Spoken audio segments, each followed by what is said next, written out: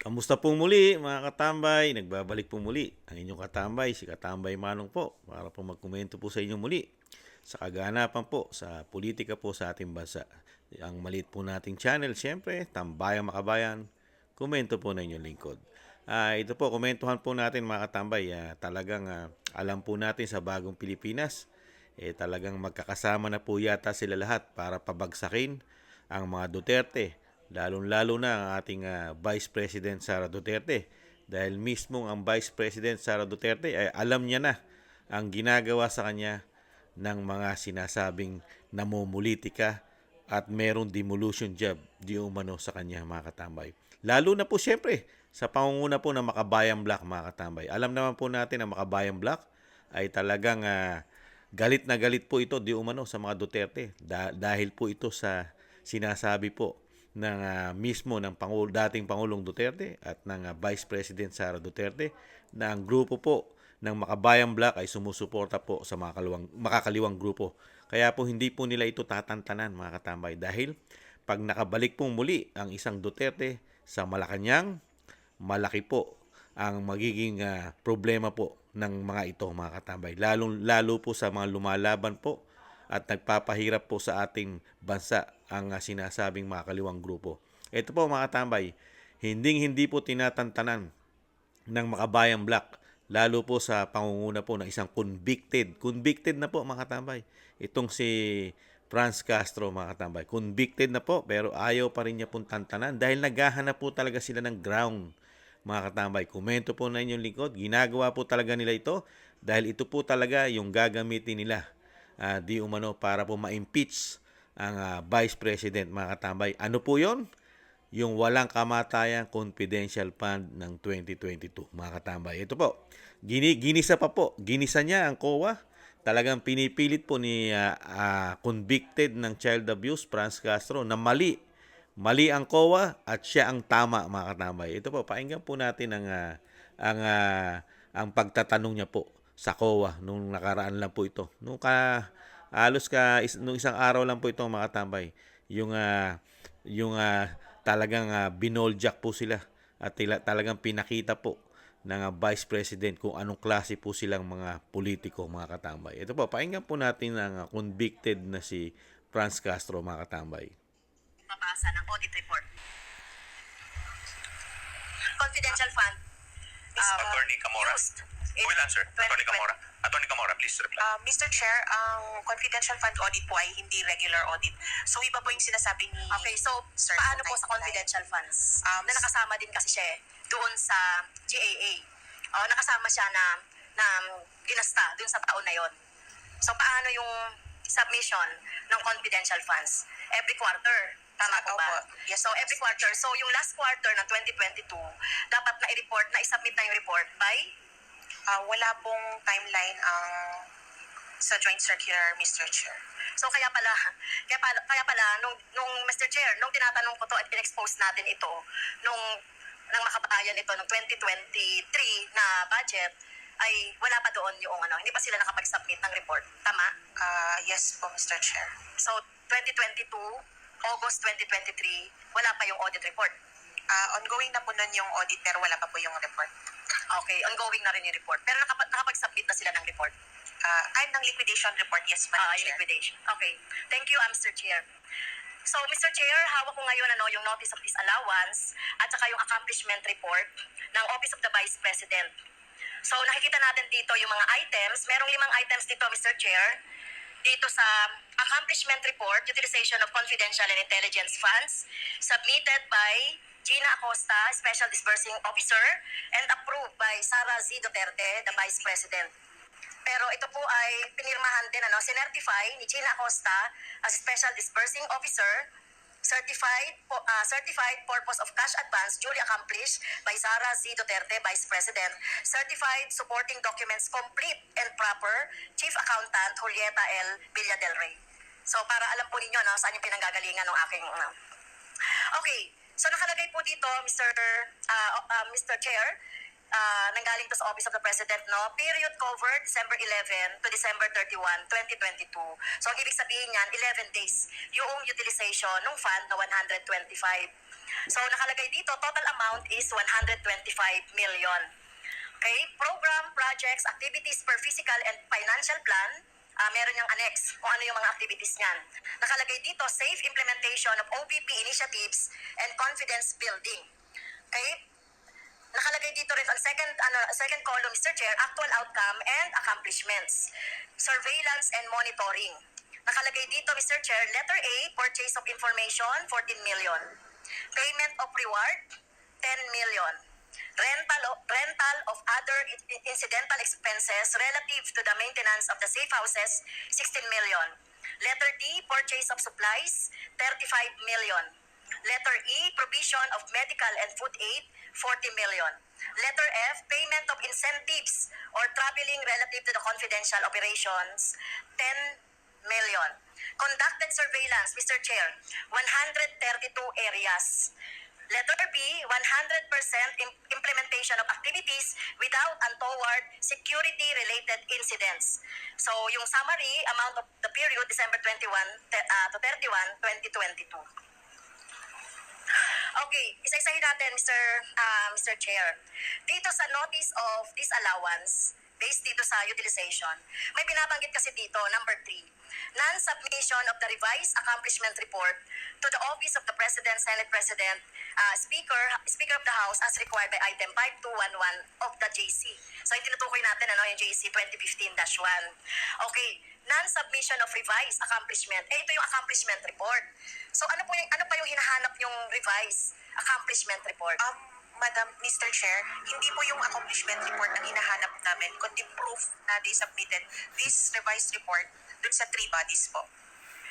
Basag. So mukhang mali yung nyo, non-submission of revised accomplishment report. Hindi pa sinasubmit. By this time, eto ba? Kailan ba yon? August 8? By August 8, 2024, ibig sabihin, hindi pa sinasubmit yung accomplishment report. Revised accomplishment report. Yung revised po, ang hindi pa po nila nasubmit. Okay, ano ba yung revised accomplishment report? Mr. Chair, ito po yung revised. Ang original po kasi nun, hindi naka-breakdown po yung expense Okay, accounts. can you, Mr. Chair, may I ask the COA to submit the revised? Mr. Chair, ito na po yung revised, yung binasa niyo po kanina. Kompleto na, binasa mo na eh. Yung isang Talagang kasama niya pong hirap na hirap dalawang talagang page gawa lang namin ng... dati. Yung first one na may whole amount na 125 million, yun pa yung original na submission nila. And then ito pong... So yung binasa ko kanina, ito na yung revised. Opo. Okay, thank you. Kasi nalilito lang ako, baka meron pang Tingnan mga tamay, talagang malilito ka talaga convicted Franz Castro dahil yung napakahirap po talagang gumawa ng kwento lalo kung wala ka naman makuhang butas doon sa sinasabi mong confidential fund. Kumpleto ang report. Yung binabasa mo ng report, nahandyan na yung lahat. Computation, nahandyan na lahat kung saan dinala ang 125 million. Kaya nga napakahirap mong gumawa ng kwento para mapaniwala mo ang taong bayan na talagang may korupsyon ang opisina ng Vice President. Di ba ba? Pati siya mismo, doon sa kanya script, nagkakandalito-lito siya, mga katambay. Nalilito siya sa kanya script dahil nga doon sa ginagawa niya, dahil hindi po malinis ang hangarin niya. Dahil una-una, convicted ito. Saka ito'y sumusuporta sa mga kaliwang grupo, mga katambay. Kaya ano ang maaasahan natin sa ganitong klaseng mga kongresista, mga katambay, na ito po hindi lingkod ng bayan ito. Lingkod po ito, di umano, ng mga kaliwang grupo. Mga tinatawag na kalaban ng bayan, mga katambay, ang pinaglilingkuran nito. Di umano. At mismo nga Vice President na nagsabi niyan na talaga sumusuporta lalong-lalo itong Makabayan Black sa mga kaliwang grupo. Di ba? At binabanatan nila lahat dahil nung nakaraan lang po binanatan nila yung NTF-ELCAC, di ba? Gusto nilang buwagin at gusto nilang tanggalan pa ng budget talaga. Dahil nga malaking problema po sa kanila 'yon.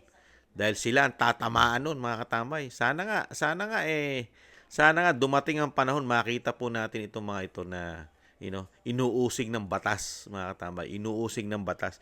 Napakarami pong problema ang binigay po nito. Yung mga sinusuportahan po nito, mga katambay. Di umano, mga sinusuportahan nitong mga kaliwang grupo. Talagang naging pahirap po sa bayan at sa mga Pilipino. Lalo sa ating mga anak, mga katambay. Na talagang dinadala nila. At bine-brainwash nila ang mga isip, mga katambay.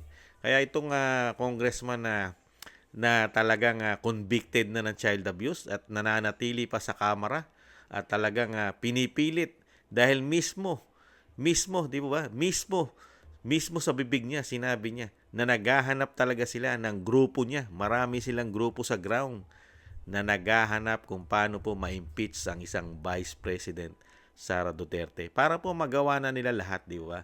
Dahil nagkakaroon po sila ng pangil ngayon at puwersa. Dahil po sila, sabi nga ng Vice President, ang speaker, ang bagong Pilipinas, ay kumakampi na. Kumakampi na po di umano sa mga kaliwang grupo. Kaya po, ano ang aasahan natin dito? Lalo sa speaker ng Kamara na mismo yung kumakalaban sa bansa, kumakalaban sa mga Pilipino, kinakampihan niya para lang yata doon sa sinasabi ambisyon niya maging Pangulo. Kaya, mga tambay, kaya kailangan ma-impeach ang isang Vice President. Dahil kung may impeach ang Vice President, siyempre, malayang-malaya na sila na maging Vice President, di ba?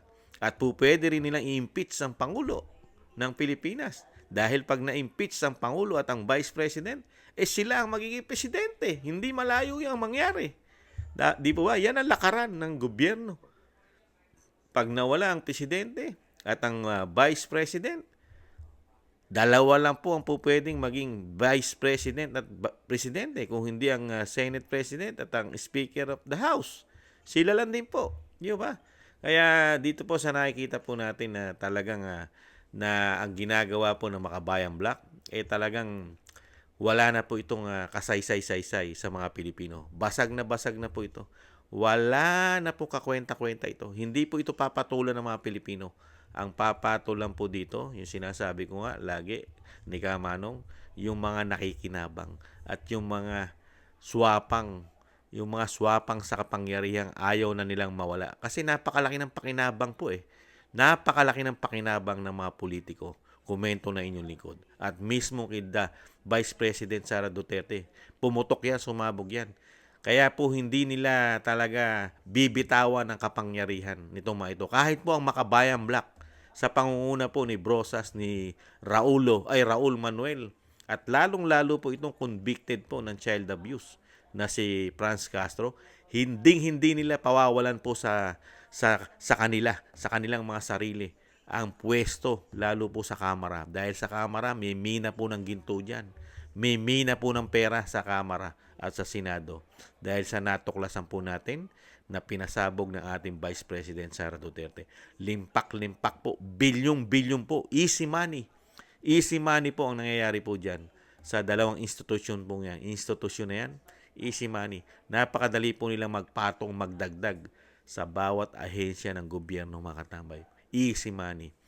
At hindi natin alam kung magkano ang partihan kaya nila, mga katambay, sa mga bilyong-bilyon na wala naman nakikitang proyekto maliban sa ayuda, mga katambay, at yung pinagmamalaki nilang kadiwa. At ito nga po, mga katambay, ano po ang masasabi natin dito? Ito po, kung si Kamanong po ang tatanungin nyo, dapat po dito, ito po ang talagang iniimbestigahan sila. Unahin na po itong Kamara, Senado, imbestigahan po ito. Lalo po sa paghawak ng pera.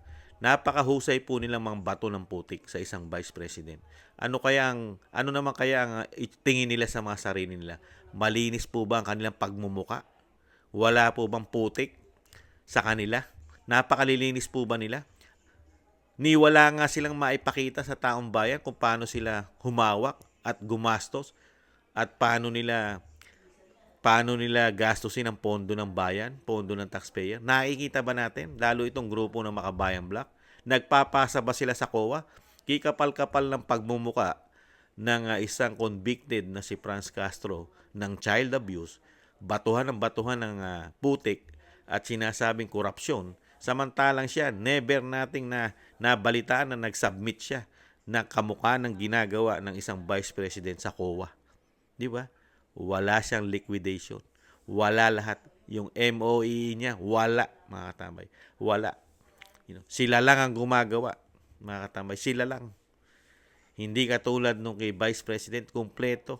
Lahat ng hingi ng COA, nagko-comply po sila, mga katambay.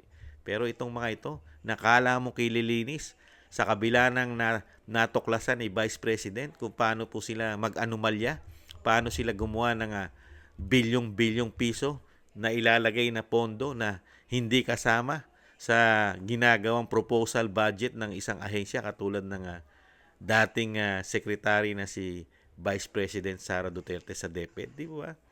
Kaya kaya po yung natutuklasan natin at pinaputok ni Vice President Sara Duterte, paniniwalaan pa ba natin ito? Maniniwala pa ba, po ba tayo dito sa mga makabayang black? Ito po komento ni Kamanong, ito po makapera black po ito. Makapera. Kung saan po makikinabang, doon po sila. At unang-una, puprotektahan po nila yung grupo nila. Dahil makakaliwang grupo po ang sinusuportahan ito. Di ba? Ayon po sa ating Vice President mismo. Ang susuportahan po nito, makakaliwang grupo. Kaya nga dapat dito, intayin lang nila. Intayin lang nila maging presidente ang BP Sara. Masisilip at masisilip po ang kabulukan nito. At malalaman din po natin, tayo pong mga Pilipino, kung saan nila dinala ng napakahabang panahon ang pera ng taxpayer. Mau-audit din po yan. Kung paano po nila ginastos ang kanilang mga pondo na binigay po ng mga Pilipino, mga taxpayer, mga katambay. Lahat po ito, puputok po ito sana sa ginagawa po nilang yan at natuklasan ang napakalalaki po nilang napakahabang panahon ng korupsyon at pamumulitika. Hindi naman po naglilingkod po itong mga ito Hindi po naglilingkod ito sa taong bayan. Ang pinaglilingkuran po nito, mga sarili nilang ambisyon, sarili nilang kapakanan. Yung kanilang interest lang ang pinaglilingkuran nito mga ito. Hindi nyo ba napansin? Magmula nung matapos ang halalan 2022, naglingkod po ba ito sa mga Pilipino? Itong institusyon na ito, lalo ang Kamara, sino po pinaglilingkuran ito? Di ba sila lang? Yung may nagahari sa Kamara, yun ang sinusunod. Kasama ang nagahari sa Malacanang. Di ba? Hindi naman taong bayan ang pinagsisilbihan nila lalo-lalo na makabayang black dahil hindi naman makabayan yan. Makakaliwa po yan. Ayon na rin sa dating Pangulong Duterte, Vice President Sara Duterte, na yan ay makakaliwa. Ano aasahan mo rin dyan? Di ba? Kaya nga galit na galit po sa mga Duterte yan dahil mawawala na po silang tuluyan. Ngayon pa, tatatlo na lang po sila, makabayang black. Ang hiling po ni Kamanong, tuluyan na pong mawala sa Kamara yung mga yan. Tatlo na lang po yan, mga katambay. Tatlo na lang. Kayang-kaya na po i-abolish yan ng mga Pilipino, mga katambay.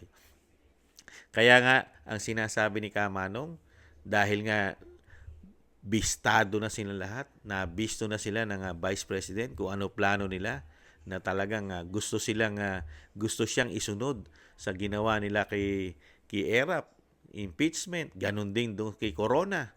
Di ba? Yung dating Chief Justice na ganyan-ganyan ang ginawa nila, mga katambay, sa Kamara at sa Senado kung paano nila impeach, mga katambay. Pero matalino, napakatalinong Vice President at isang magaling na abogado. Di ba? Basag po sila. Yung iniisip pa lang nila, gagawin pa lang nila. Alam na ng Vice President kung ano ang karakas ang bituka nila. Yung likaw ng bituka nila, alam ng Vice President. Kaya itong pinipilit talaga ni Franz Castro na hindi abutin ng 2028 ang ating Vice President na ma-impeach, mga katambay. Pero una siyang mawawala diyan, mga katambay. Sana loobin, unang mawawala si Franz Castro diyan sa institusyon ng Kamara dahil next year po magbobotohan na. Tatakbo po muli ang mga yan, mga katambay. Dahil ngayon, maraming pera yung mga yan. Ang sana lang po, kung magpapawala po ito at talagang gagastos po ng daan-daang milyon, bilyon, para lang manalo, wala tayong magagawa. Pera po ng taxpayer din ang gagamitin nila dyan Yung iba, komento na inyong lingkod, baka may kasamang pera ng droga. Dahil nga, alam naman po natin, nung panahon po ng Pangulong Duterte, talagang alam niya na pati ang droga nagagamit pong kapital para po sa politika. Ngayon, laganap ang droga. Pero hindi naman tinututukan din ng Kamara yan, di ba? Dahil nga, ang gusto lang nila mangyari, mawala po ang mga Duterte para magawa na nila lahat ang gusto nila sa ating bayan. Magkamal-kamal sila. Dahil nagagawa na nila yan kung paano sila magkamal. matagal na panahon na nilang tinatago. Nabunyag lang po yan nung maging Vice President ng ating VP Sara. Kaya hindi po lulubayan yan, mga katambay. Hindi lulubayan ng Makabayan Black yan. Lalo sa pangunguna ng convicted ng child abuse, si Franz Castro. Kaya lang, matatalino na ang mga Pilipino. Hindi nyo na mabe-brainwash kahit ano gawin nyo. Diyan sa Kamara at sa Senado, yung inyong tinatago at yung inyong ginawang proteksyon para hindi kayo ma-audit, kayong mga mambabatas, gumawa kayo ng special na batas para yung pera po namin, pera ng taxpayer, ay maitago nyo sa inyong mga vault yata. Di umano, puro sa vault. Tapos ngayon, babalik na naman kayo na meron na naman kayong karga-karga na hindi naman nababago sa inyong institusyon, yung ginagawa nyo na napakatagal na panahon. Hindi na bobo ang mga Pilipino. Hindi na bobo ang mga OFW. Lalong-lalo hindi nyo maluluko ang mga OFW sa natuklasan sa inyo kung paano kayo humawak ng pera ng bayan kasama ng Makabayan Black. Kung sino pa yung matino ng lingkod bayan na katulad ng isang Duterte na Vice President na puro paggawa at pagtulong at talagang gusto niyang lutasin ang problema ng bayan. Kaya lang hindi niya magawa dahil siya isa palang Vice President. Pero yung programa niya na napapakinabangan ng mga Pilipino, gusto nyo kitilin at gusto nyo pang impeach. Samantalang yung mga trabaho nyo, katulad ng Makabayan Black, wala kaming nalalaman kung ano tinatrabaho nyo sa bansa. Di ba? Wala kaming nababalitaan at wala kayong programa, achievement. Ano ang mga achievement nyo? Ano ang achievement ng Makabayan Black? Di ba? Ano mga credential? Maliban sa supporters daw po sila ng makakaliwang grupo. Yung po ba ang pagmamalaki nila sa mga Pilipino?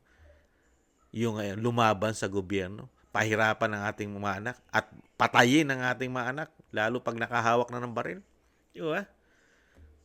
At yung mga congressman na tumutuliksa sa ating Vice President, alamin din natin kung paano sila humawak ng kanilang pera. May mga confidential pan yan. At kung talagang gusto silang paniwalaan ng mga Pilipino, lalo ng mga botante, dapat inuna mo busisiin convicted ng child abuse, Franz Castro. Inuna mo sana suriin yung intel pan at confidential pan ng Pangulo. Mas malaki yun. Billion yun mula noong 2022. At ganun din ang speaker.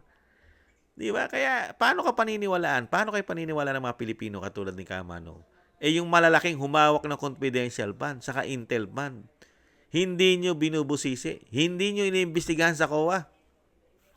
Kaya basag na basag kayo. Basag ang pula nyo sa mga Pilipino. Buti kung makakuha pa kayo ng mga boto sa mga Pilipino. You know? ano tingin nyo sa mga Pilipino? Kaya nyong bilhin? Tatanggapin lang yan ng karamihang Pilipino. Yung pera ipamimigay nyo, pero matatalino na ang mga Pilipino. Tatanggap lang yan dahil pera din naman ng taxpayer yung pamimigay nyo. Di ba? Galing din sa Pilipino. Lalo na yung pinamimigay at pinasusuhol sa mga Pilipino. Mga kababayan, wala naman tayong magagawa. Kultura na yan namimili ng boto. Pero pera din natin yan Pwede nyo tanggapin yan. Dahil ipamimigay nila yan para manalong muli. Di ba? Pero tanggapin nyo. Tanggapin natin. Pero iboto natin yung talagang makakatulong sa ating bansa. Di ba? Kasi pera din ng Pilipino yan Galing din sa taxpayer yan. Yung iniipon nila na bilyon-bilyon na natutuklasan po sa Kamara. At sila rin yung tatakbo para sa susunod na taon. At pati itong Makabayan Black. Tatakbo pong muli yan, mga katambay. Tandaan na po natin yan. Lalo po yung mga OFW na nagpapadala po ng napakaraming limpak-limpak na remittance na nagagamit po na tax na ginagamit ng mga ito. Lalo sa pangunguna po ng institusyon ng Kamara at Senado na silang 2 tao lang ang humahawak ng pondo o budget ng buong Pilipinas. Sa kanila, dumadaan lahat, mga katambay. Kaya, markahan na po natin ito. Markahan na natin itong mga katambay. Lalo-lalo na itong Makabayan Black na sana'y mabuwag na po ito. Wala na po sanang mga aktivista o sumusuporta sa makaliwang grupo na makapasok muli riyan sa Kamara, mga katambay. At hangad din po ni Kamanong, Hangad din po ni Kamanong na ma-abolish po yan. Baguhin, mabago po. Hangad lang naman ni Kamanong dahil nga napaka-worst na po at napaka-bulok na institusyon. Napaka-bulok na institusyon po yan. Dahil mismo ang dating Pangulong Duterte, yan din po ang kanyang paniniwala na pinaka-rotten at pinaka-bulok na konstitusyon na yan, yung Kamara at Senado, na kailangan pong i-abolish yan at ibalik muli ng bago. Dahil kailangan din po natin ng mga mambabatas, pero babaguhin mo lang, iaayos mo yung napakalaking cancerous na korupsyon dyan. Ayon na mismo sa ating Vice President, mga katambay. Kaya dito sa ginagawa rin po, ibalik lang din po natin, yung ginagawa po ng Franz Castro, mga katambay, na pinipilit talaga na makakuha siya ng ground para ma-impeach ang ating Vice President Sara Duterte, hindi siya magtatagumpay, mga katambay. Never magtagumpay yan. Walang kasamaang nagtatagumpay sa kabutihan. Temporary lang yung kasamaan na ginagawa nila. Pero mananaig din po ang kabutihan sa ating bansa. Hindi natutulog ang nasa itaas. Di ba? Kaya good luck na lang sa inyo, mga katambay. Mas marami ang nagmamahal at nagtiwala sa Vice President. Mas marami pa ang boto niya sa Pangulo. Mahigit 32 million ang boto na nakuha ng Vice President Sara Duterte. At ngayon pa kayo pagkatiwalaan na binudol, natuklasan ng Vice President ang ginawang pambubudol ng mga Marcos kasama ang kanyang sinasabing kaibigan daw kuno na si Senadora Amy Marcos na siya ang nagpasimula para mabudol ang mga Duterte. Lalo ang Vice President Sara Duterte na hindi naman niya talaga tinuturing o never niya naging kaibigan ng Pangulong Marcos. Ngayon pa kayo paniniwalaan, mga politiko, sa kabila ng ginawa niyo sa mga Duterte, pambubudol at puro problema para pabagsakin ang binigay niyong utang na loob sa mga Duterte. Ito, ganito, ma-impeach ang Vice President na malaking tulong ang nagawa para makabalik sa kapangyarihan ng mga Marcos at Romualdez. Komento na inyong lingkod. Kaya good luck na lang po. Good luck na lang sa inyo, convicted Franz Castro. Isama mo na si Brosas at si Raul Manuel. Good luck na lang sa inyo. Gising na ang mga Pilipino. Gising na. At may social media na nagpapahayag ng mga ginagawa niyong kahirapan at ang ginagawa niyong pahirap sa mga Pilipino. Mga katambay, samahan niyo po. Magsuri po tayo, mga katambay. Kailangan po natin magsuri dahil tayo po yung mga taxpayer. Tingnan po natin ang mga trabaho nila. Huwag po yung para sabihin lang natin na sila'y sikat, para lang nakikita lang natin sila na madalas sa social media o sa mainstream media, mabubuting politiko na sila. Kailangan pa rin natin suriin ang mga nagawa nila. Ano ang mga nagawa nito sa bayan? Napakatatagal na nilang politiko. Ang natuklasan lang natin, puro korupsyon. Pero yung nagawa nila, puro nakatago, mga tambay. Never natin nakikita. Kaya magsuri po tayo. Muli po si Katambay Manong, nagpapasalamat po sa mga nagusto po ng ating maliit na channel, Tambayang Makabayan, sa YouTube at TikTok, at sa mga nagla-like, share, and comment. Maraming salamat po. At syempre po, isama po natin sa dasal ang ating Vice President ay ingatan po palagi ang kanyang mga lakad dahil kailangan pa po ng ating bansa. Kailangan ng ating bansa na makabalik ang Duterte para muling maiayos ang ating bansa. Muli po mga katambay, ingatan nawa. Bye-bye.